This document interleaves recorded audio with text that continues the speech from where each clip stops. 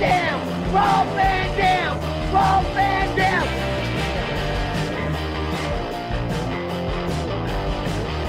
I'm Rob Van Dam. The whole show.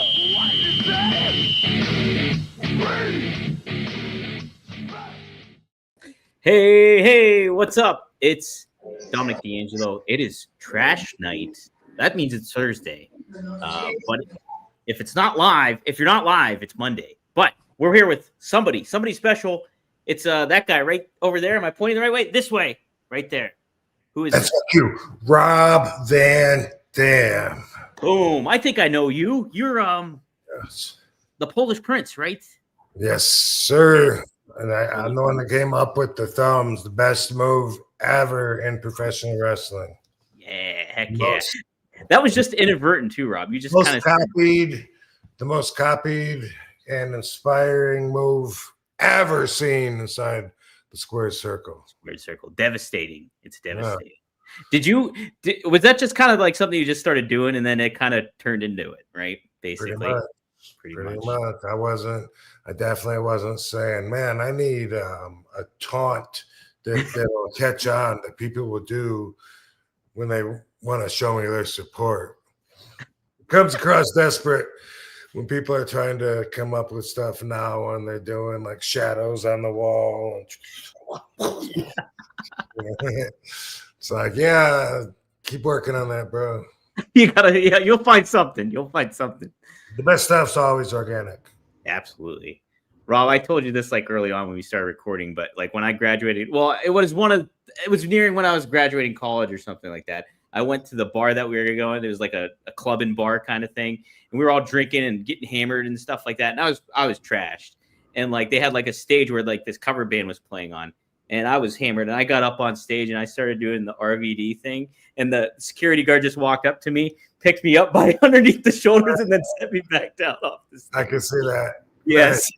So, it was pretty great. You must have been a big fan, huh? I was a big fan, but yeah, definitely. No, I mean the security guard. Oh, he must have been, yeah. Yeah, definitely. But hey, we got some good fans in the house here too. We got Candido fan, who's a regular. We got Maddie's in the house. Triple E, Frankie Turizo always asks the good questions. We got people. David Rose, he says Michigan is in the house, so Michigan is representing here, not just Rob. And then we also have, I know somebody was from Sri Lanka. They shouted out, yeah. Max Clay, love from Colombo, Sri Lanka. So thank you for joining in tonight. Never heard of it. Wow, how about that? We're worldwide right now. Worldwide. You ever heard of it, Sri Lanka? Sri Lanka? Yeah, you might have heard of it before. Okay. Somewhere like, I think it's near India. I could be wrong. Sorry if I am. But shout out to everybody joining in live. If you're on rvdtv.com or if you're on RVD's YouTube channel, be sure to hit like, subscribe if you like what you're seeing, and it helps out that damn algorithm and stuff. Happy Thursday, everybody. Happy Thursday indeed. Rob, we talked last week about AI a little bit. And so I was applying to a couple extra jobs, side gigs and stuff like that. And there was like this AI-based gig that was going on. And I was like, all right, well, you know what? It's either adapt or die kind of thing. So I started applying to the job, and they wanted all this like ID verification. And like they do like the little thing where you hold your phone up and scan your face and stuff like that. And I like took a picture of my a Dom D'Angelo action figure. That's it. Like they're making an action figure of me. And I took a picture of my ID and I set it up there, and I'm like really sketched out then about it. I'm like, I don't know how I feel about this. And so I messaged them all and I was like, can you get rid of all my information on there? But who knows what's going to happen. So if you see me framed with something in some government kind of operation, that might be it. So yeah, you know, Dominator, since you bring it up, I saw something. It's like a week old now, but we didn't talk about it. And I think, well, what is that? Oh, that's the, we got some new Alexas. Ooh. Yeah, so there's Katie's firing them up and they're making some logging out noises. But anyway, as far as AI goes, everybody saw this news like a week ago. I just want to talk about it, give my opinion. This is one of those things where, you know, you come here to get a to get a different perspective. If that inspires hate and negativity in you, this might be the place for you if that's what you're looking for. But so anyway, everybody was up in arms about the AI picture, I guess it was, that a fan did kissing AJ Lee. Yes. How'd you feel about that? Because I saw headlines saying this is too far. It's creepy. Like, oh my God, this has to be stopped. And that pissed me off. Yeah. Okay. Explain. Well, so the whole thing with free speech is and free expression is that you got to put up with some people's expression that you might not like. That's what it's about. They got to put up with yours if you don't like it. Okay, we've had Photoshop forever, and anything can be done with Photoshop. A lot of the same shit. But here's how I want to explain this. Okay, all the videos I've seen of people getting killed by animals, AI videos. Yes. Yeah. Killed by other people. Killed by cars, whatever, that are AI. No one's got a problem with that. But now, why is it more offensive if somebody creates something, an AI video? Why is it more offensive if I'm kissing someone than if I'm killing somebody? I think that anybody should have the right. It's the freedom. Now, if they drew a picture, and by the way, what fan wouldn't want to do that? You know what I mean? Like if you're a wrestling fan and you're good at AI, having a picture of you and like one of the divas, any of the girls, if it's innocent enough to where it didn't offend me, and to take away this person's artistic freedoms because you think it's creepy, that don't fly with me, because people's sense of reasonability is not a good standard. It's subjective, and everyone has a different opinion on where they would draw the line. You definitely should not start taking away people's rights to create something like that. Like you mentioned the pirate, the porch pirates. I posted that. Yes. People get mad at the porch pirate AI videos because they think that someone's trying to scam them. They're like, no, it's fake. They're trying to put it off like it's real. If that is their obvious intent, is to make it to fool you, and you want to be offended by that, okay. But if it's the message itself, it's funny. There was some where people would like grab it and it would explode like a hand grenade, or others where a car would go up and hit them on the porch. They're not trying to tell us that's real, but that's entertaining. If you're going to use AI and try and be entertaining, I say good job. There was some videos that they were like that the other day that everybody thought that they were good. And there were some of the comments were like, wow, finally someone's using AI for a good reason and making it entertaining. I can't remember what the fucking video was, but it can't be based on what's good and what's bad, because not everybody has the same opinions, the same values. We're all different, and you can't use that to draw the line. That's like a cop saying, I only break the little rules, the ones that aren't that important. Not the real important ones. I don't, or that's like a guy saying, hey, I'm a good person. I don't do anything wrong. I just cheat on my wife. Yeah. I know, right?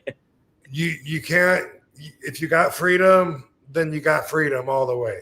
So, would I be offended? Sure. I would be offended if there was like a dude that was making AI of me making out like with a guy or something like that. I'd be like, oh, gross.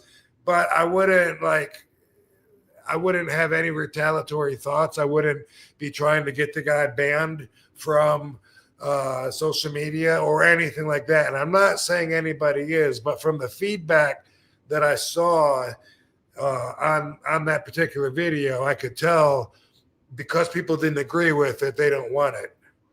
And that's just too basic thinking.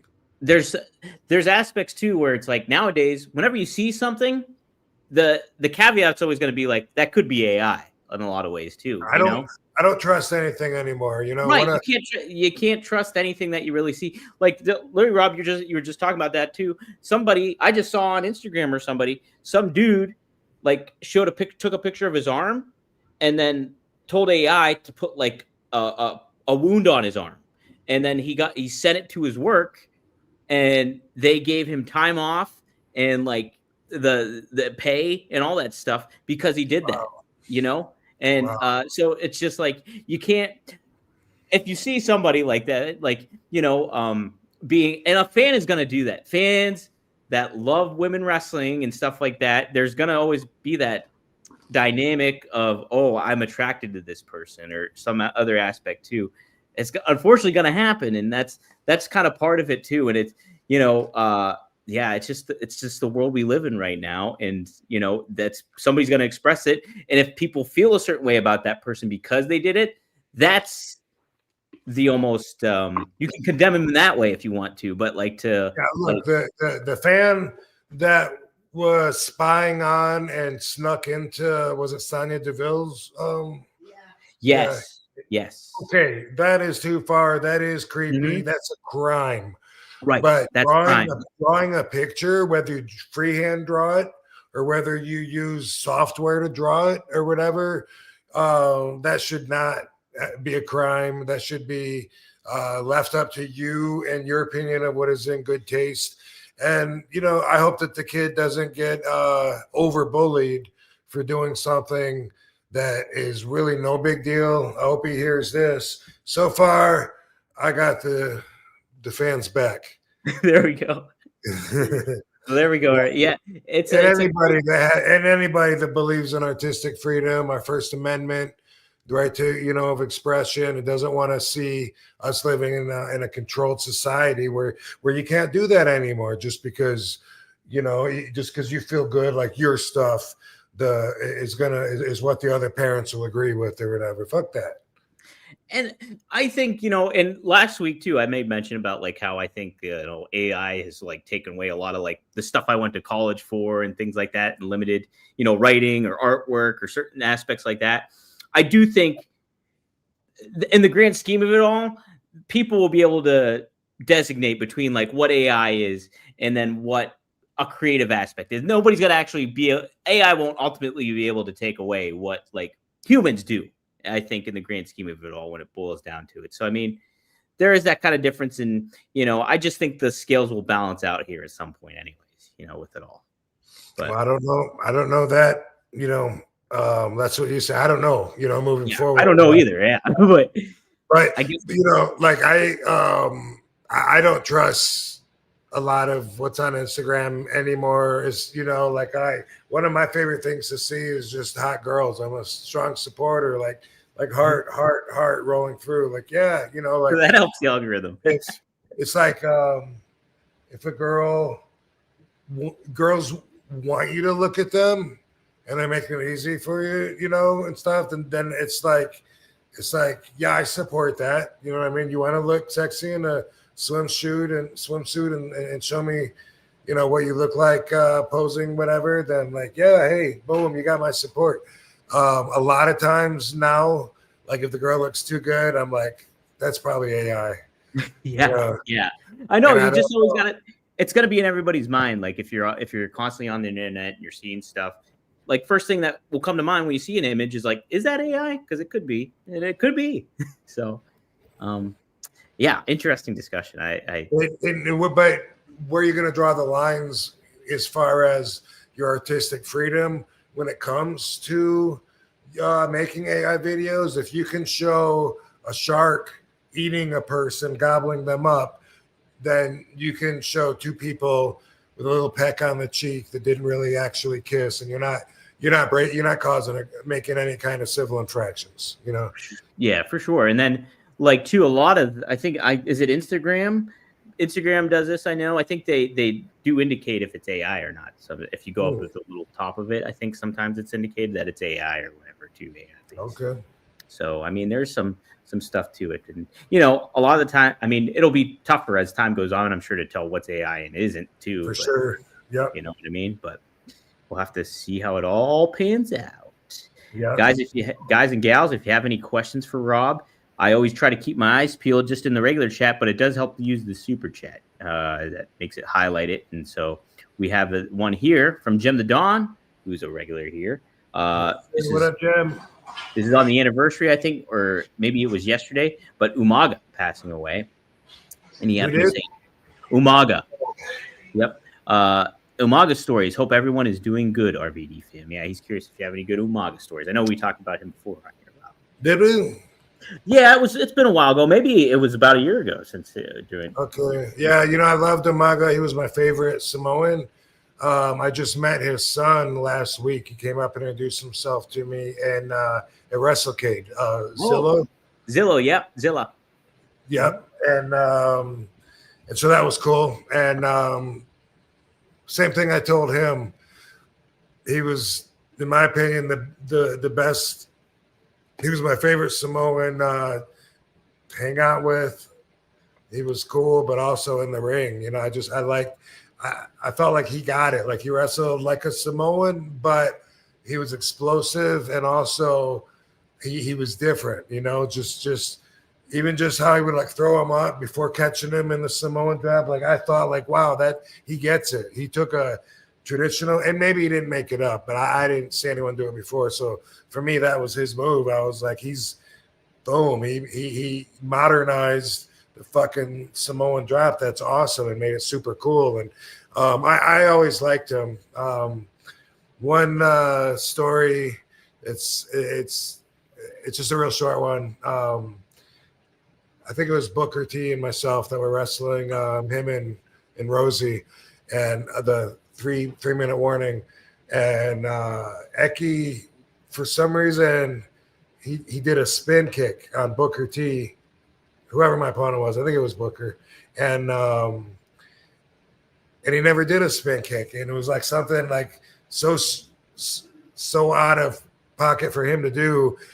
And it looked like that too, because he might have started on his feet, but by the time his feet swung around, his ass had already dropped to the ground. So his legs just hit Booker in the shin, and it ended up like being really low. And it was just something that I had so much fun making fun of him about. Cause I was like, dude, what are you doing? Dude, you know what I mean? What is that? Is that something you did like when you were 12? You just thought you would try? Like, why in the middle of the match? Why are you out there trying to do something like that? Did you hit him? Dude, you might have broke his feet. And I was just giving him a hard time. And Red Hot Chili Peppers had this song, and it was playing all the time. And at the beginning of it, it sounded to me like, and so I would always say this to Eki, to Umaga. I would always say, can't stop, addicted to the shin kick. Yeah. So that's a little inside joke that I had with him. That's awesome. Yeah. How was he? Like, so he played like a wild Samoan basically as Umaga and everything like that. But how was he as like a personality? Like, do you think he would have been good like on the mic if he was just like himself? I think he could have. I think he could have done anything that he wanted to. And I wasn't around anymore when he passed.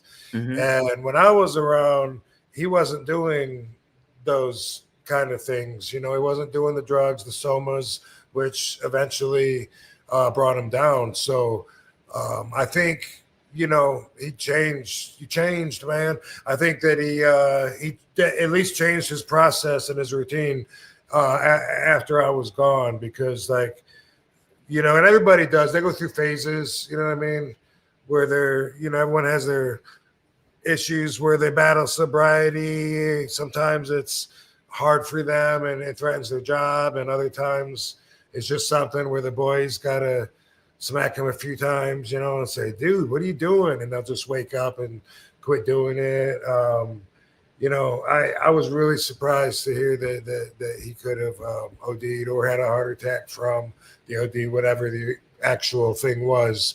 But I get it too. You know what I mean? Like it's something that is a choice, and sometimes it can seem like a good choice, even though it's not. It feels good. It's fun. It's gets you through the day. It makes you enjoy life more. There's a bunch of reasons why sometimes it can seem like a good choice to get into some really bad habits, but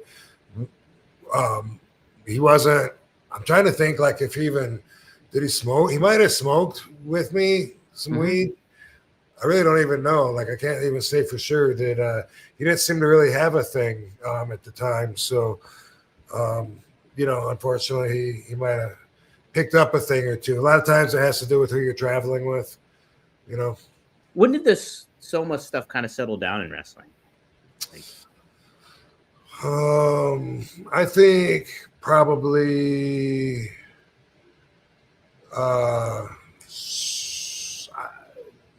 I think like 2005-ish when Eddie passed, it was still like that was the first guess. Like what was it? Was it Soma's? And around that time that was when a bunch of the boys were dropping. That was obviously the main common denominator in everybody's death. But not long afterwards, it seemed like there was a changing of the guard. You know what I mean? Like for me, I left in 2007 or so, I think, and then when I came back in 2015, it was just completely different. Younger guys, a whole new class of wrestlers, a different level of professionalism, more like a corporate job. Like you're there working for a corporation, making it more and more safety friendly environment, and less of old school rules and boys that are prioritizing still in the aftermatch parties and stuff. So definitely sometime in between there, I would say between like 2007 and 2015, there was a complete changing of the guard. Yeah. No, it seemed like that's probably, it felt like around the time when that dynamic really changed. Yeah, maybe 2010, somewhere around there. It seems like, and like in people's minds, because they're not as specific, they don't care to be or whatever in their minds. They just think pain pills. Oh yeah, pain pills really kill a lot of wrestlers. No, they don't. It's Somas, and it's a muscle relaxer, which has a total different job than the pain pills. And a lot of times the pain pills are in there in the wrestler's cocktail, along with some Valiums, maybe some things to rest, some alcohol. It's a bunch of stuff mixed up, but it's the Somas that is that's the one to look for. That's in like I said, it's commonality because it's in a lot of them, and it makes it hard for your body to fight, to kick out when it's going down, because it's telling your body to relax. Yeah, to chill out. Oh man, yeah. It just sounds like a dangerous thing ultimately after time and time, Yeah. Ooh. Yeah. So there was a couple notes I made actually. I wanted to get your thoughts on this. Speaking of the times changing, I guess this will be a good one to go into. They've been talking about CM Punk recently talked about the pay scale in WWE and how that's kind of changed the business in certain ways. And then Nick Khan, he just like either today or yesterday made comments about the pay. So I'm going to read these quotes for you, and I want to get your thoughts on these. So this is CM Punk. This is CM Punk from probably a couple weeks ago. He says, I mean, the business has radically changed. It was a different place when I signed than when I debuted. And then when I came back, it's such a radically different place. The thing with the title, the thing with the title too is it means you made more money. That does not exist anymore. It's good and bad. Like we all made more money now, which is thumbs up. But like my paycheck was always predicated on how many people were in the building. So I was driven towards ticket sales and the business of it. And when you're in the main events, you got paid more money. And now everyone's just kind of on salary. So I think that's good and bad. It's good for the boys, but also I feel that it's not the same ambition. I always wanted to be in the main event because it got me more money. And now I think it's Now I don't care as if I'm in the opening match because I'm still going to make the same, and I can shower and watch the show. And this is what Nick Khan ended up saying, like, I guess yesterday or today. He says it's a meritocracy. If you make it to the top and you're marketable, you get paid. That's how any job should be. Your job, my job, any job. Similarly, in WWE, if you're Roman Reigns, if you're Brock Lesnar, if you're Cody Rhodes, all the guys at the top of our game, CM Punk, they're getting rich. If you're in the middle, you're not getting rich, but you have a really good life. In boxing, to your point, it's not that way. It's not that way. There's really only rich or not rich. So, Rob, I guess I want your thoughts on that kind of thought process in WWE. What do you think of CM Punk's comments? Does that kind of resonate with you and how you feel, or do you feel that's a good change for the business? Ultimately, is like it's not predicated on hey ticket sales and I want to be at the top of the card, but does it take away that competitive nature too? Well, I'm not sure that I really understand how it's working now, because in the end, ticket sales are part of what funds the whole company. So even if you can say it's not directly related, in the big picture, obviously, if no one's buying tickets, you're not going to be able to afford to pay anybody, right? Sure. And like that would, I guess, also indicate like, is wrestling popular? Are you going to get a new TV deal? And there's like, or who's going to buy your streaming rights, or certain aspects like that, I guess, come into play. But I guess that's another factor, though, that comes into play is the streaming deal, the global reach, the ESPN deal, where they just signed a huge, and now they're under contract and everybody's kind of safe right now for the time being. So, I mean, it sounds like they're taking care of the boys a lot better than they used to, So as far as that goes, it sounds like a good thing. Overall, the pay there has always kind of been like just take what they give you, and I don't try and figure out how they came up with that number. After you have your bare minimum worked out, you know what I mean? That's how it was. You work out I know I'm going to make at least this much for the year. So cool. And then on every night when you get your checks, you got 3 nights in a row, 2 nights in a row. There's such a wide range on the spectrum. Could be this much, could be this much. And you just got to take everybody's word, if it's pay-per-view. Oh, I guess this one didn't do that well, or I guess this one did really well, or oh, cool. I was first match, or I was third match and made that much. Oh, wow, I made more money in this match. That's weird. But there is no figuring it out the way that it used to be. So the way that it is now, I don't know. I mean, I don't know what it's based on. So it's hard to respond, because I don't know what it's based on. Is it just based on comparative pays? Like you see, what other people are getting, and then you want to be in that ballpark, which obviously takes some information that you got to have, in order to negotiate like that. But I don't know. It's a big enough company to where maybe the ticket sales themselves are not as big of a part of their overall income as it used to be. Maybe, with all the merchandise and buy rates and the stock, just all the different ways that they have to make money.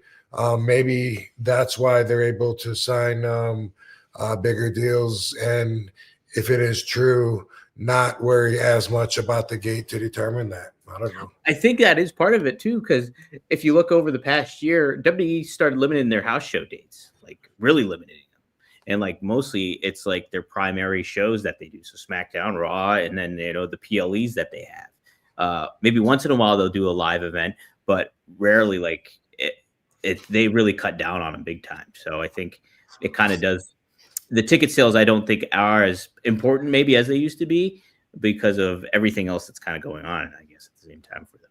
But yeah, knowing you though, Rob, if you were, say you were the top of the card in the current state of WWE, or say you're like say you're somewhere in the middle, do you think you would still have that competitive edge if the pay's pretty much across the board same, except for like the really top guys? Knowing you, would you still have that kind of competitive edge being in the business that, say you take 1998 ECW RVD. And you're saying that if I wasn't rewarded financially for working harder, would I work harder? Is that what you're saying? Yeah. So I'm saying, would you still have the competitive edge? Like somebody's at the top of the card, that you could get paid more money, like to get there, but ultimately you're still in a good, safe, comfortable zone where you're getting paid good enough to have a good living and live a good life. Would you still be? I mean, is there opportunity to grow? Is there opportunity to still go up? Sure, you could still make it up there. Yeah, I mean, as long as there's that incentive, then I would imagine I would be competitive and try to win all the fans over so I could, enjoy them pushing me up as high as I could go. Yeah. Okay. Cool. No, I thought that was when I saw that stuff, I was like, I'd love to get Rob's thoughts on how this all kind of laid out. What's hard to imagine is feeling that is true. Because I remember like being there before, it really felt like there was so much, a lot of it was political, but It didn't feel like, I mean, obviously, okay, I'm in WWE, so you're not. So between us, if one of us has a chance, to make world championship money, it's probably going to be me, right? And yeah, right. If you look at it like that, like, well, while I'm here, if I play all my cards right, that could be me. I could be that guy, maybe like, although in the real physical world, that is how it seems and maybe how it is from the outside view. When you're in that view, it seems more like you got that glass ceiling and you got so many of the agents that don't want to see it that way. You got this guy with the 3 letters trying to hold you down and make sure you don't pass him and trying to manipulate your popularity for whatever reason. Yeah.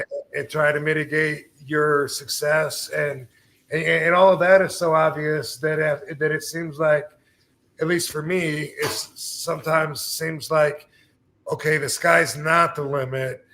This glass ceiling right here is the limit. The sky's way past that. That's not for me. That's for the other guys. You're saying that's how the feeling was? Yeah, I never, like, as a fan, you could say RVD. I watched it, during the Attitude Era. I watched it during the, Monday Night Wars. You were my favorite wrestler, and I appreciate that. And I believe you're being honest. I was your favorite, but I never saw myself as making money that they're paying the guy that's in the position above me. That would be the empty seat if I was going to be moving up. There was times where there's me at my level, and then there's The Rock, and then there's Steve Austin, or there's Undertaker, or there's John Cena. Like, all those guys seem like at a level where they were going to get the money. I didn't feel like any of that was ever going to end up in my pockets, no matter what I did. Even when I was a world champion, that's how I felt. And, wow, really? Yeah, and I can understand how someone on the outside could say that's just in my head, but I don't think it is still. Wow. Yeah. No, because I mean, like, everybody was like, at the time, I know me too. I'm like, man, you got to put RVD, the title on RVD. And like, even you mentioned, like, when you first got there, basically in WWE, and Austin was like, they're strapping a rocket on your back, sure, and stuff like that. Mm-hmm. Yeah. So, pretty interesting stuff. When I saw Bryan Danielson do it, I actually thought, like, wow, he actually did it. Like, he was in the same position, I felt like, where the fans loved him and wanted to see him get pushed, but he definitely wasn't the I just dropped a doobie. I didn't want Lovey to but he was fan favorite, but definitely not the office favorite, and I could see that, and then boom, I saw him go to the top, and I thought, wow, I never would have thought that the office would go with it that way, because it felt so conflicting with their agenda, their thought, their values. You know what I mean? To put this guy in that championship position where he's making the main event money on the pay-per-views. I got to tell you, that was for me, very surprising. And maybe I was wrong about me. Maybe I could have held out there for a little while, but they never gave me any reason to feel that confident. Well, man, I tell you what, though, when One Night Stand happened, and like you saw that sign, if Cena wins, we riot, and it was just like, yeah, Rob has to win this match. I don't know what's going to happen if he doesn't. And like, I remember, knew that the office really didn't like ECW, Mm-hmm. Yeah. And even if for a moment there, I let my head get involved with what was going on. As soon as we started doing the ECW house shows, they were the shittiest arenas. It was like going back to 1997 again. Yeah. It's like Vince got hold of, like, harnessed what was great about the old ECW and got what he wanted out of it. And then at that point, okay, I'm done. This is what we're doing with it now after the fact. I was back at the Ross Raver Ice Gardens, hockey arenas, little shitty. You know that place. Oh, yeah. And I was thinking, okay, they think this is hardcore. Right. Is that the agenda here? Because they weren't spending nearly the same amount to market us. For a while there, we had to piggyback off of the SmackDown shows for the TVs, and hated that too, but at least then there was more people because they were there for SmackDown. Yeah, right? Man. And I remember ECW after SmackDown, the whole SmackDown TV taping, then when it's done, then ECW for anyone that's not too tired and wants to. Yeah, they're in store for the 4-hour wrestling show at that point. Like, they really gave us the last option of everything, and felt like we were used to it. That was somehow, I think that either they thought that was a non-factor with our success, or maybe they thought that that's where we belonged. Maybe thought it was a good fit, having $500 advertising budget instead of a $5,000. Wow. Skinny little buildings, that hold 2,000 instead of 30,000. Maybe all those little things were just like, they were just like thinking our fans are only comfortable crawling out of the woodwork to go to those little shitty shows or something. Hey, Rob, we're going to go back to Jim Thorpe, PA. You love that place, right? You want to go back? Right. Love it. All right. Smoke him if you got him. Smoke him if you got him, gang. Rob, I remember when you wrestled at the Roast Driver Ice Garden for the IWC when we first hung out, and you had that match, and Channing Decker was in it. I think Jock Sampson was in there too. And like, I remember you getting out of it and you had fucking paint chips on your singlet. Yeah. And we first walked in too, and you turned around and you were like, I told you it was a shithole. Yeah. Well, when WWE was booking those house shows for ECW, I was working Big Show at them, and I was like, man, that proves you can have a sweet card, don't advertise it, put it in the in the fucking gutter, and you're not going to make no money off of it. Right. God. Yeah, very aggravating, I'm sure. All right, we have a couple super chats here. This is from Instagram, a wrestling historian. Frankie, I'll get to yours next too. But thanks for the Canadian $2, eh? He says, how was working with Steven Seagal on Sniper? Do you remember that, Rob? It's very easy to remember. My experience working with Steven Seagal was void. Really? Yes. I didn't work with him at all. We both starred in that movie, something ops, sniper ops, something ops, special ops, sniper. Anyway, only one person worked with him, and he was on the set by himself, and that was one of the things that I guess he liked to do. He apparently had some special needs when it came to production, and so I didn't even see him at all. Wow. People are talking to him on the walkie-talkies, having conversation and shit. But he was just there by himself, like for a day or two, doing his part, and trying to stay away from the ladies because he has a reputation backed by, I think, some lawsuits or whatever. And it was a situation where one guy worked with him. So, wow. Yeah. Did you hear the urban legend of him where he was working with? Do you remember Judo Gene LaBelle? Yeah, I know what you're talking about. He shit his pants. Yeah, where he Judo Gene LaBelle choked him and he allegedly pooped his pants. Yeah.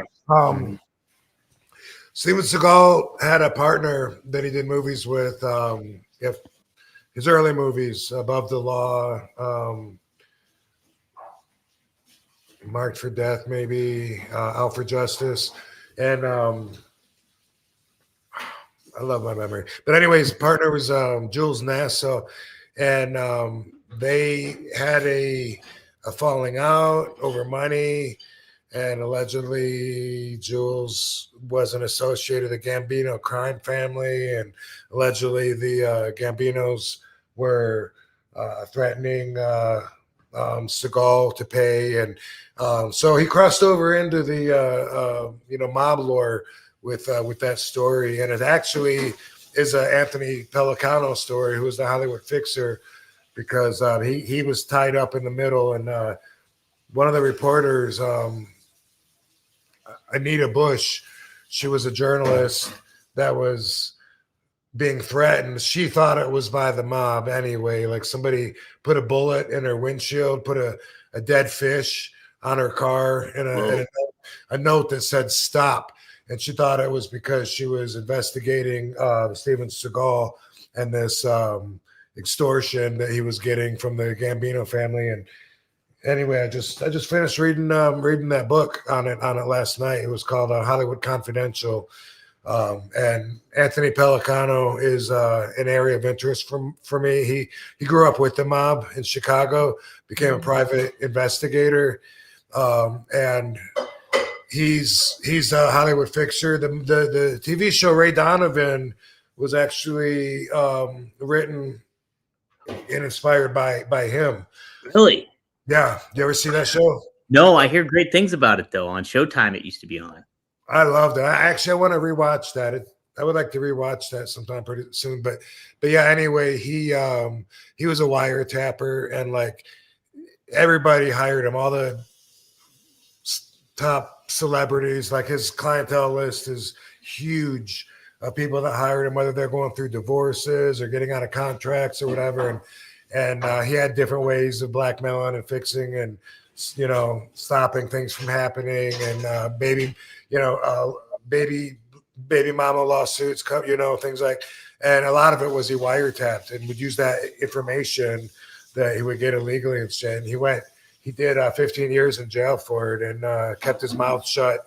Everybody thought he was going to tell on all his celebrity clients that paid him huge money, and that he was going to rat them out to get out of trouble. And he said, "Fuck no!" He said, "I'm not telling shit."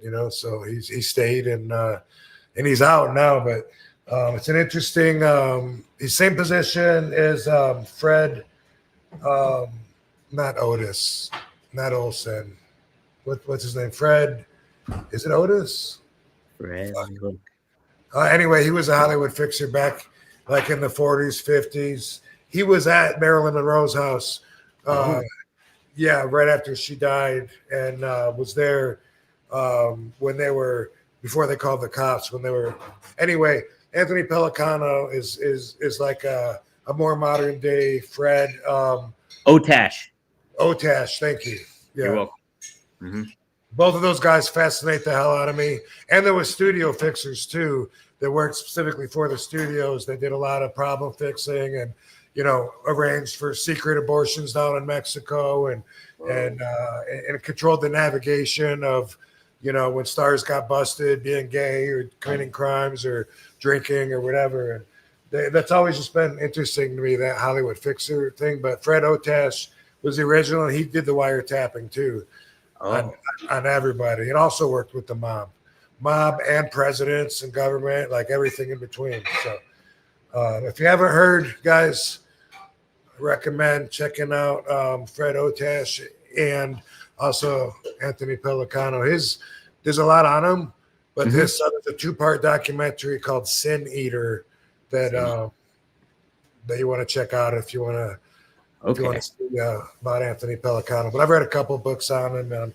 You can get caught going in a wormhole because there's so much that he's done, things that, with stars that we know about.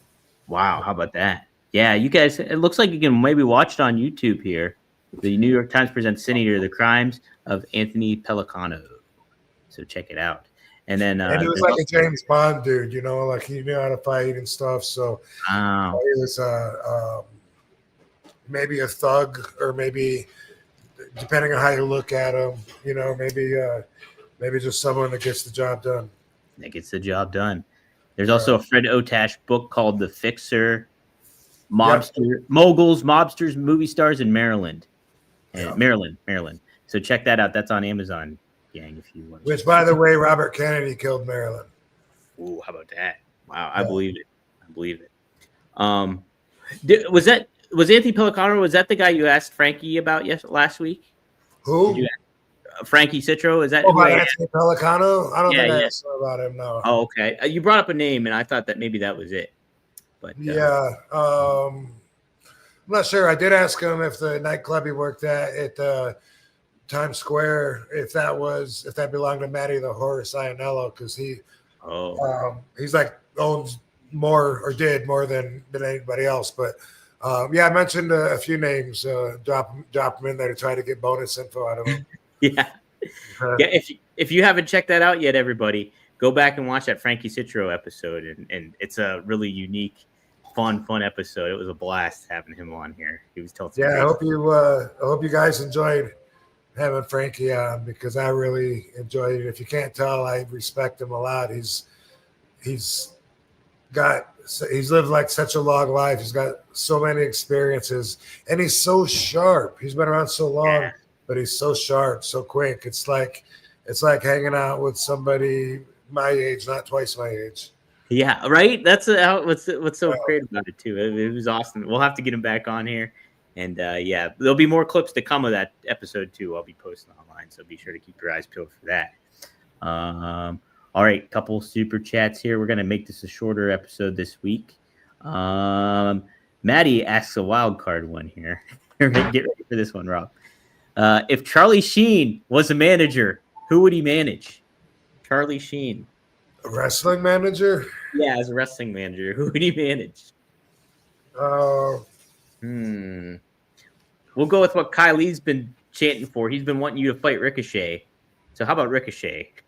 It seems like he would have a good one there. It'd be Ricochet. There you go. I like it.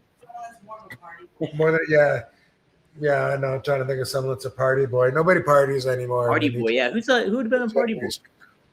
I don't know who he could have got for that one. He would. Charlie loves the ladies, though. He'd pick one of them really gorgeous little hotties and say, "Ooh, I'm gonna manage you." Liv Morgan. How about Liv Morgan? That'll work. That's a good one. That'll work. Maddie, Mr. Marijuana. Hey, how about this? Was it WrestleCade? Yeah. Towards the end, we were busy, by the way. Busy till like the last, I don't know if it was like a half hour before they closed, but nonstop. Which is what you want. Yes. Yeah. That's a good day, good business. But and then when the line started slowing down, I was like, wow, okay, is it time for a break? And then they grabbed me and they said, we got some, what do they call it, personal signings or whatever. So they took me to a room and they had a private, some private, just a table. There was a few of this I signed, a few of that, maybe like 5-10 minutes, whatever. I put my name on some stuff. And then, there was food there. So I was eating the food in the private room. When I went to leave, they were taking me back to my table. I passed Goldberg, and I looked. yeah, and they had a table set up for Goldberg with some stuff, and I thought, well, that's cool. I didn't really think a lot about it. I just thought, part of me thought that's humble of him to do that, just because he's such a big star. Like me, like I don't care, you know what I mean? But it's because it's like, if they don't tell you ahead of time, it could be something where you could possibly not want to do it because, well, like in Canada last year, it wasn't that I didn't want to do it, but they had me only out at the table where the fans were for like an hour or something. And then they had me in the back for the whole rest of the time. Well, they had me timed till like 4:00, but they had like over 800 items for me to sign back there. Holy shit. And I was, and I'm as fast as I can, I'm doing it. But it was like one of those things where, man, my hand's asleep, and I was still back there for hours. And so when it ended up time for me to leave, they said to me, okay, it's you can go if you want or whatever. And I was like, what do you mean? Like, is my time up or not? And they were like, well, there's still a lot left to sign, but we agreed on doing it till 3. And I was like, so we're good, right? And I got up to leave, and then I'm waiting for a ride. Like, I don't know if I Ubered or what, but when I'm out there waiting, smoking, whatever, they came by me and they were like, "Oh, you're still here?" And I said, "Yeah, I'm trying to get out of here." They go, "Well, if you want, you can sign some more since you're still here." Why would I want to sign? Yeah, I didn't understand it at all. I was like, did I complete my obligation? And they go, yeah, but I mean, if you want to, there's a lot more. Like, if you're just sitting there, if you want to sign, I was like, I'm good. Yeah, I'm all right. I never understood it. And so anyway, I saw Goldberg had a bunch of stuff, and I said, that's cool. It's slowing down out there. I was just kind of curious how he feels about it. That's all. I didn't know, but I just thought, okay, cool, whatever. I walked out, left him in the room, and then it was all over the internet. He's got heat for leaving that signing, and I don't know if he signed some of them and said, okay, that's good, I've had enough, or if that was something he felt like they were trying to pull one over on him. Do you know the details on that? So what I was gathering is maybe it almost sounded like there was 2 different signings. He did one signing. He was supposed to go to another one, and he said, no, I'm good. And like didn't end up doing it. But then the guy ended up retracting and said Goldberg came back and he ended up doing it. Oh. So that's kind of what I gathered from it. It seemed very confusing. It seemed like Goldberg was there a long, long time, and that he was so exhausted. And how it seemed initially was like he was just like, no, I'm good.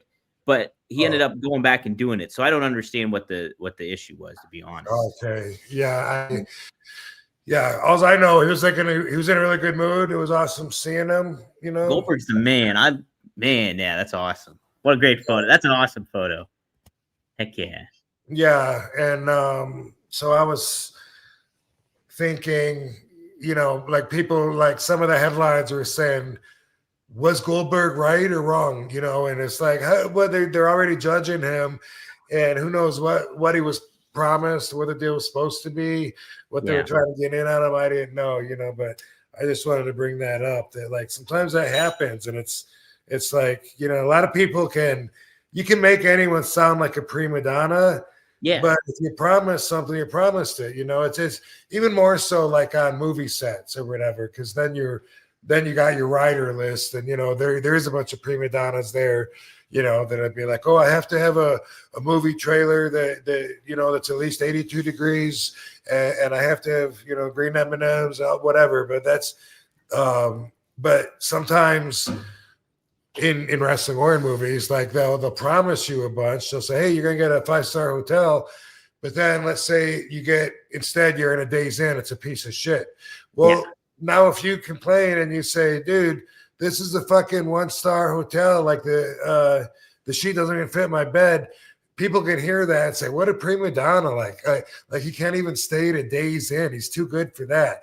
It's not about that. It's about the deal that you made, and then that trust and that deal being broken, which that part never makes it to the fans' ears. Right? No, or like I've heard stories like where the Nash, and I'm sure maybe you've gone through this too, where like somebody books a flight for you, and it's not the flight that you got, or like that came in with those expectations in the deal itself. Right. Yeah, totally. Yeah. People don't hear people don't take everything into context, and also know that there's nuance to all this stuff that goes on too. It's just like try traveling as a wrestler for like a couple months and then see how you feel. My deal with my agent is he flies me first class. This flight a couple weeks ago, coming from New York to Oklahoma, got delayed, canceled. We got to stay and leave the next morning. We leave the next morning. There's not a first class seat for me. Now I got to sit in the back. Well, I guess it's not really his fault, except when I walked on the plane, I walked right by him sitting in first class. Yeah. Like, oh, hey, Rob. Yeah.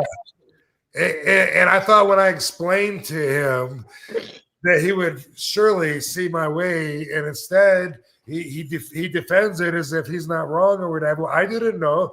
What do you mean you didn't know? You're sitting in first, and I'm not. What the fuck? But I mean, they upgraded me. I didn't do it. It doesn't fucking matter. Like, my deal is with you. You pay me this much, I fly first. If that's up to you. Not my deal isn't with United. You know what I mean? But I couldn't believe. I was like, I shouldn't even have brought it up. I'm getting more mad while he's defending himself. Oh yeah, no. Because he wanted to give Sting a hand job on the airplane on the whole ride there, and I knew that. Oh, he was marking for Sting. Yeah, of course. But anyway, I could have made that a bigger issue if I wanted, but sometimes you roll with it and look at the bigger picture and say, okay, I'm getting this out of this, and I gotta put up with this and this. I guess it's worth it. Yeah. Oh man, it's still got to be aggravating when like that happens, though. Nonetheless. So everyone's all fascinated that Brett said that Shawn and Vince were gay lovers. Yes. I can't believe how many platform or how many different shows pick that up and are talking about it. It's not like nobody can say like they've never heard it before. You know what I mean? And so now it's like part of the talk is just like, okay, Brett, now, another reason for everyone to say Brett's just bitter and like he's honest and he's consistent. Mm-hmm. You know what I mean? Like the things that he's saying, he has always said. So I respect him for being genuine and unfiltered. And when it comes to this, I think it's more people seem to be more interested in Brett's reason for saying it than they are in whether it was true or not. Do you think so? Yeah. So what I read the quote, I almost felt like Brett almost said it in jest. Am I wrong in that though? Like I think so, because he said a few times, he said, I'm serious. He said, like, if I talk to them like right now, I would tell them like, hey, I think this is what happened. And he said he felt like he was caught, like torn between two lovers. And he said that's exactly how and he thought it. And the more he thinks about it, he says he thinks, that's the way that it really was. And like I said, I don't think anyone's going to say they've never heard that before. So it's just more about people are like, man, Brett, you're. Yeah, they want to pile it on Brett. He's burying himself right in front of us. He's dying. It's the fans are like, oh no, you're killing your career. Stop, shut up. He's not going to hurt his legend, and you're just going to know a little bit more about how genuine and uncensored he is in the meantime. That's all. And you know what? Like the thing about like Brett is like everybody wants to call him bitter and label him bitter and everything. And I really don't think that's the case. I think he's like, to what you're saying, he's just upfront and honest about what he has to say and what he believes in, and like, you know, even when I interviewed him when a wrestler named Leo Burke passed away, because I knew he was a big fan of Leo Burke's, and like the conversation like was lighthearted and fun, and it was a good and like I'm like, I didn't get bitterness at all from Brett about stuff. He's just opinionated on what he cares about wrestling and how it used to be and stuff like that. I don't get when people say he's bitter. I'm like, he's not bitter. He's not bitter, and he's had a hard life too in a lot of ways. Like you think of all the stuff that he's gone through. Sure. You know. So, yeah. Mm-hmm. And whatever it was recently, where he said he felt. I think they didn't have a seat for him or something at the Hall of Fame. Come on, dude. How you gonna not feel disrespected? I would have felt disrespected. I'm not the fucking hitman Bret Hart. You know what I mean? Right. Like they invite him there and then don't have a seat for him. I don't know the details, so yeah. You know, but from what I heard, definitely validated his feelings from what I heard. Those were too, which was just offended. But yeah, I mean, you know, he's always said the same thing about guys that he doesn't like and why he didn't like them, and there's been no reason that he sees to change his mind. But people do change, though. That is one thing that you know, not always, but I mean, obviously people have an ability to change. That's what growth is. For sure. Yeah, that is. They have the ability to change and all that stuff too. You know, no, I love Brett, and like I respect. He's one of my favorite wrestlers. Like, and as a kid, he wasn't one of my. But I've grown to like who he was and what he's kind of represented, and how great of a wrestler he was too. He's just amazing. So yeah. So, but maybe, you know, I'd like to think that maybe those other guys grew up a little bit. That absolutely that were rightfully hateable back in the day. No doubt, right? You always want to feel that way too. Yeah. Rob, I don't know if you noticed, but the thumbnail I made, I had a picture of you, like ECW you, and then I had two pictures. One was of TNA because they signed the deal with AMC. Did you hear about that, the TNA deal? Nope. Oh, you didn't hear about that? TNA signed a television deal with AMC, where the channel that airs like Breaking Bad and Mad Men and all that stuff. They're gonna have a weekly program on there starting in January, so it's like big news. Okay, nice. And is that is Spike even still around? Or no, Spike's long gone. Yeah. Okay. Well, I don't know what it turned into or whatever, but Spike's been gone for a long time now. So yeah, but but AMC, it's such a huge network, so it's good news for the wrestling business for sure. You know. Yeah. Fuck yeah. You know? But the other picture I had was what we've been sending back and forth is the thumbnails with Stevie and fucking Dutch, where it's just like modern wrestling sucks. Oh. And so I put that on there, and like, because it's just like there's a trend with the bloke going on. There's all the channels that he operates. It's the same topic, but it's just different people covering them. And so yeah, get everybody heat. Get everyone wrapped into the hate. Get wrapped into the hate. So I guess this probably prompted this question from Jordo. Thank you for the $2. He said, Jordo, the whole fucking show. Look at that. How about that? Oh yeah. Wow. I didn't even notice that. You're right. Well, that's my corporation name, so I recognize it. Oh, so it pops out like that. How about that? Sure. Well, so he asks, are you beefing with Stevie Richards? Were you ever friends?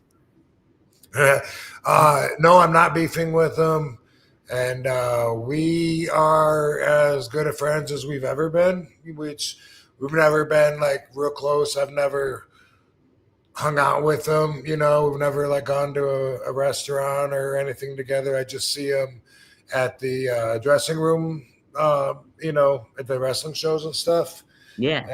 And I learned to respect him more as time has gone on, mostly because back in the midst of it, when I'm in that competitive state of mind, even though it's just a job, you get sucked up into the hierarchy of it. You look at, if you're a bigger star, you look at some of the other guys, if they're like stooges, sometimes you look at them as stooges. And it's like something that's like,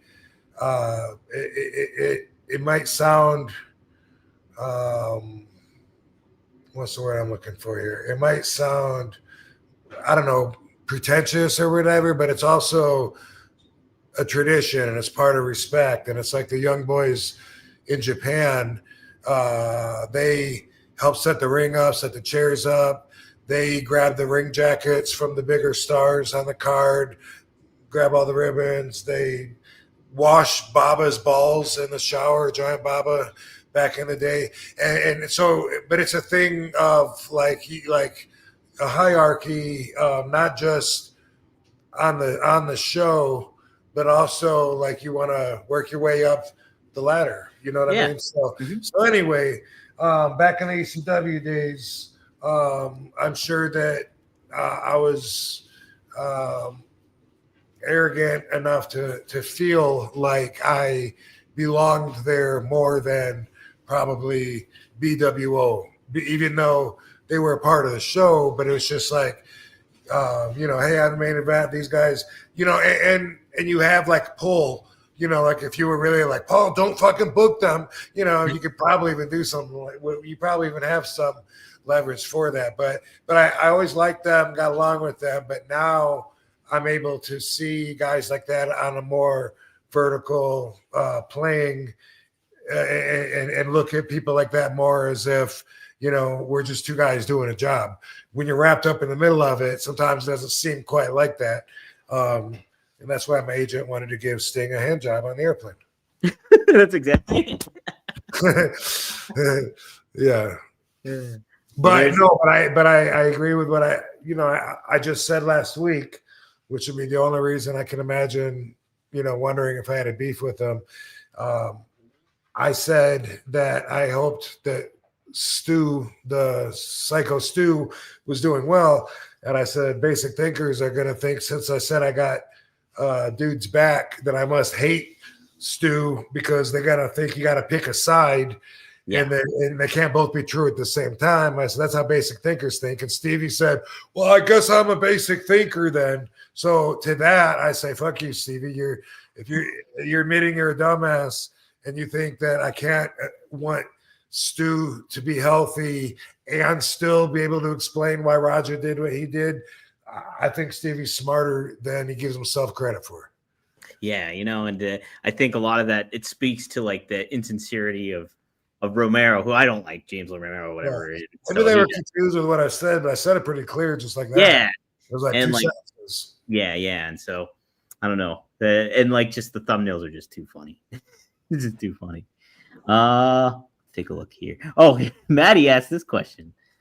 You ever smoke with Brett? Stories, is he funny as fuck? Corey says he's funny as fuck. So yes. Mm-hmm. And I guess, you know, I mean, I enjoy hanging out with him.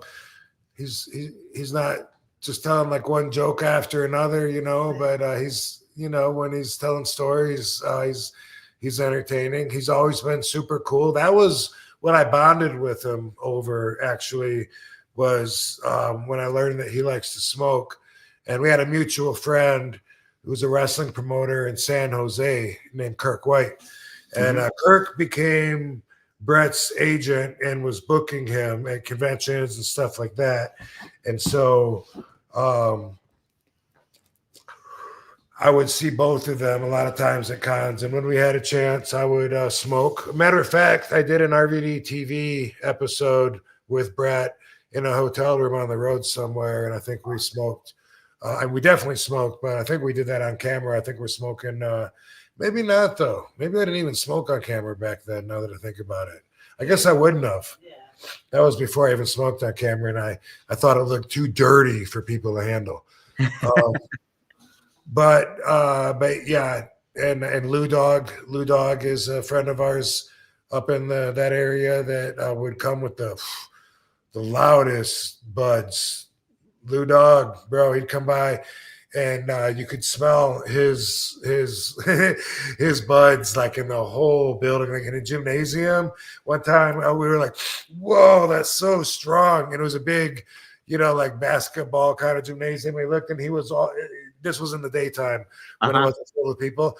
And Lou Dog was all the way up on the top row of the bleachers in the corner, sitting by himself, and we could smell him because his weed smelled so strong. So He's an excellent grower. And anyway, that was how I bonded with Brett at first. And he just, man, I feel like, I don't know, there was just like a mutual trust and respect right away. You know, he offered up his house in Hawaii, and one time, you know, and it said, you know, if you and my evil ex, you know, you guys are in the Big Island of Kona, you know, you're welcome to stay there, you know, when I'm not there, whatever.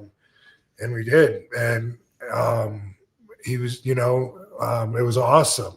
What a fucking great experience that was, just smoking and seeing the lizards and all the animals in his yard, like that would make that part of their daily path, from lizards and cats and birds, and it was just, that was my TV set for several days. I was just out there smoking weed, sitting on his porch, watching all this stuff, and it was upstairs, so I could see over the trees pretty far into nature, and man, it was amazing. I don't have any funny stories, but that's definitely one there. He hooked me up. He said, my neighbor so and so downstairs, if you need anything, you know, let them know. And so, of course, you know, I was like, weed. Got me weed. It was yeah, Brett's definitely a good guy, good friend. And you know, I definitely got Brett's back, and I think he's being more honest than bitter.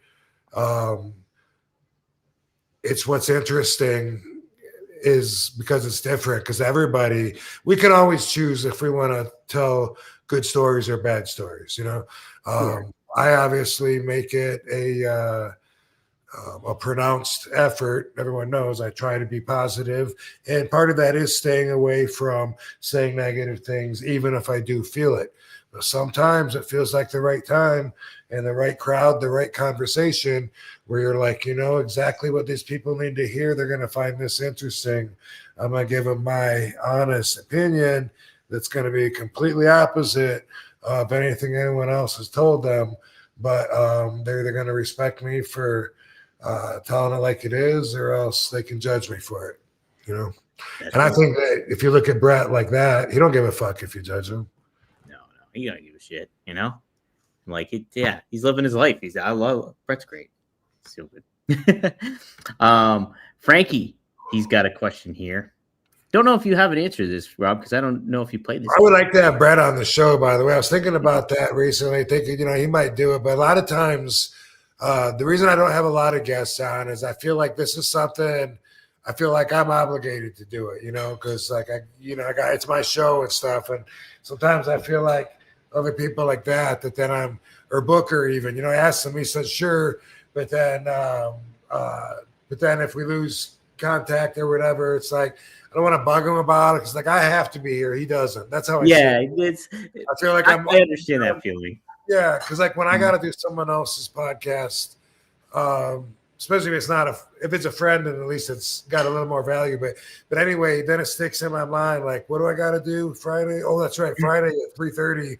I got to like work my whole day around doing this, and that's, you know, with a little bit exaggeration. That's kind of how it feels for me when I'm on that side of the coin. So I think about that when it comes to asking other people. So every once in a while, if it's convenient, you know, I might slide it in, but I don't really want to be like, hey, dude, let me take one of your days off and fucking book it with my silly show and 13 people listening and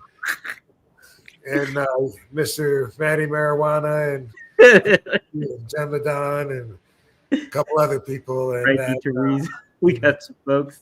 Maybe that's it. Maybe if we had like 1 million views every week, then maybe I'd be more like, you want to be on my show. Yeah, we're going to get some good. But obviously, we talk about that a lot. Like, obviously, the agenda isn't just to do this for ratings or for money, and it might be for a lot of other people. You know, we would change a lot of things if that was our number one thing. But another side of that is that does keeps me from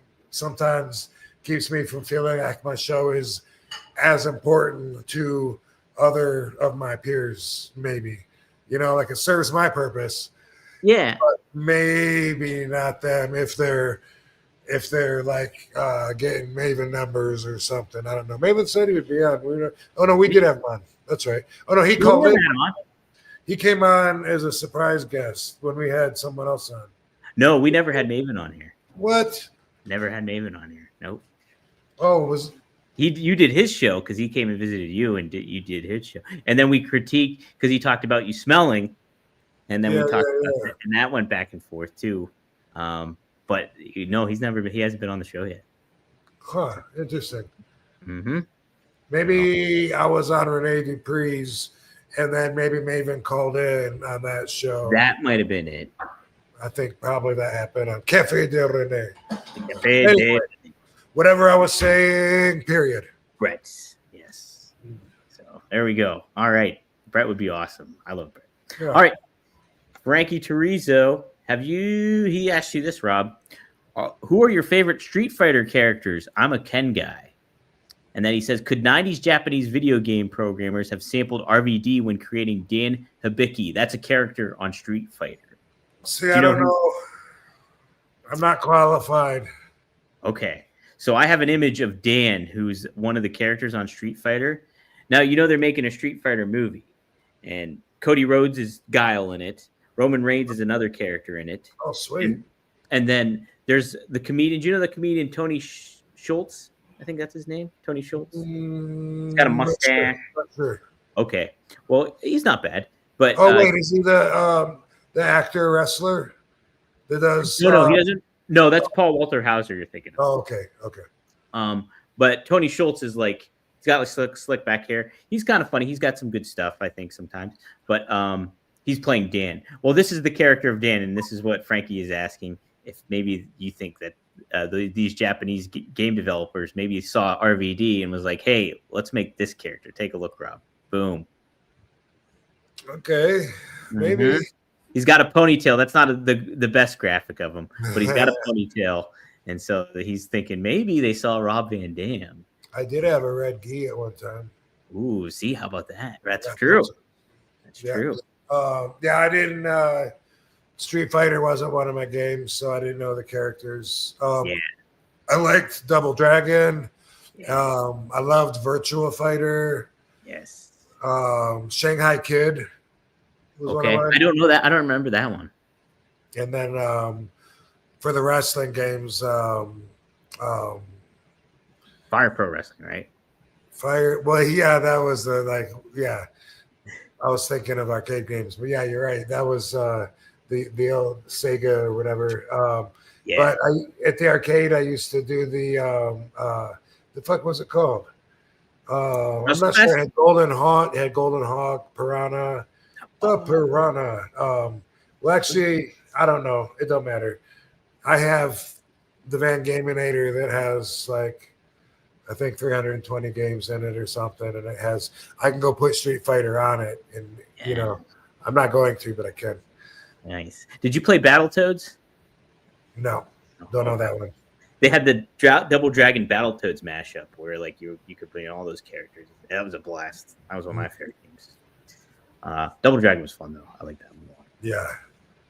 You can name in the face, and then like throw them over your shoulder.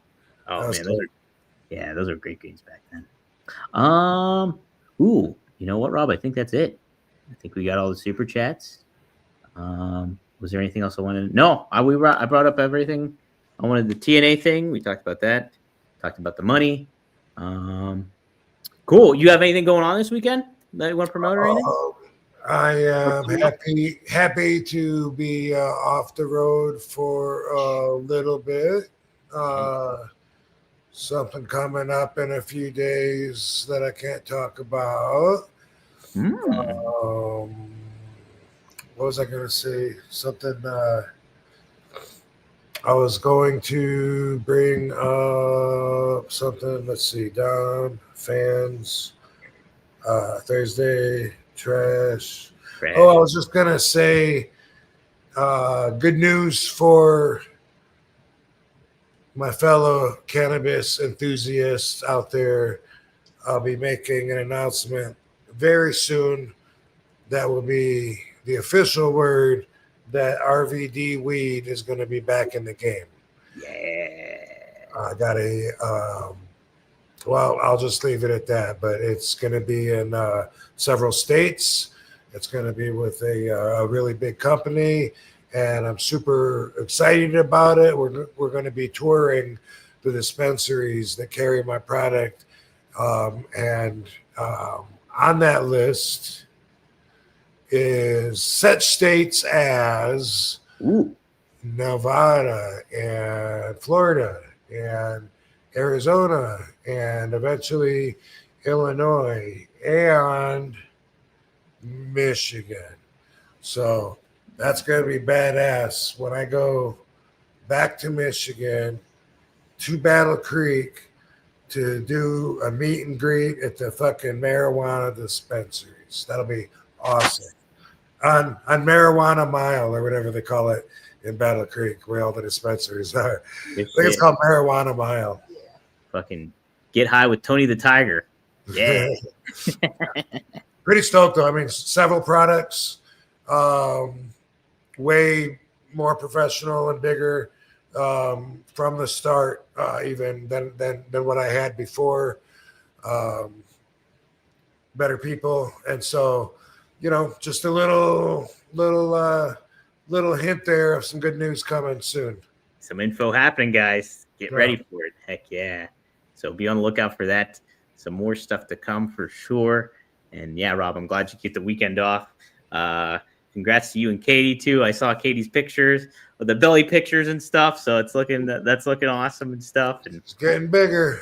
Yeah, fun stuff. Closer, yeah. Mm-hmm. Yep. Guys, before you leave too, be sure to take advantage of the Christmas sale. I believe RVD420.com has going on. Their glassware and stuff, Greek glass. You can get some RVD promotional stuff. I believe 20% off is the code or is the deal going on. So take a look over there. Get some of that RVD glass before that RVD weed shows up. Huh? How about that?